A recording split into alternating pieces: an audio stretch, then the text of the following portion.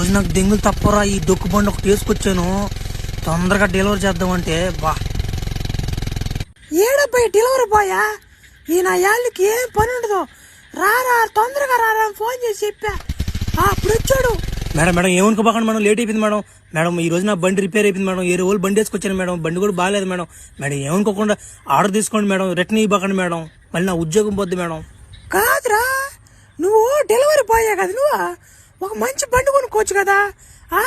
వాళ్ళు నా మాట గంట అయిందో ఆర్డర్ పెట్టినేనా, ఆకలికి తట్టుకోలేక నా మాట అన్నంలో నీళ్ళు పోసుకుని ఎరా తెగరా సత్తు కూడా నీ దెబ్బకే.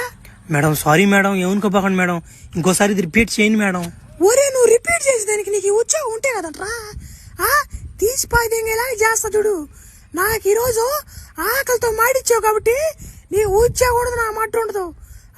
నీ స్థాయి ఎంత, నీ బతుకెంతరా, నువ్వా ఎంతలో ఉండాలి అంతలో ఉండాలి నా కొడక. నువ్వు పో మర్యాదకే నుంచే లోఫర్ నా యాల.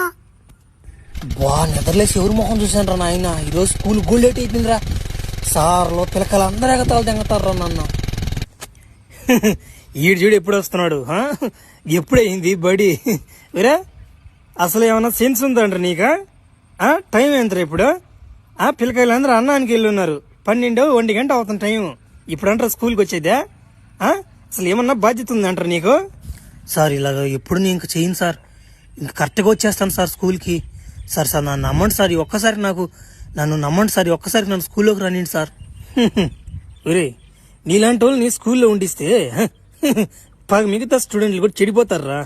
నిన్ను ఇప్పుడే ఖండించి తరిమేయాలరా నిన్న. నీ వల్ల 4-5 స్టూడెంట్స్ కూడా ఉన్నే 4 ఎగదెంగ తట్టున్నారా నీ సైల్ చూసా. నైనా నువ్వు దెంగి ఇంకా టీసీ ఇచ్చేస్తావు నీకు.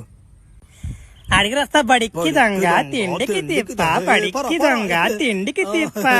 చూడు తలకి ఎట్టు ఉంచుకోపోతున్నాడు, బడి కరెక్ట్గా వచ్చి దిలీజిడికి పనికి మారిన వాటికి. మళ్ళీ ఏదో నా కొడుకోడు బడి ఎగదెంగి ఓడి వల్ల మనం కూడా చెడిపోతాం.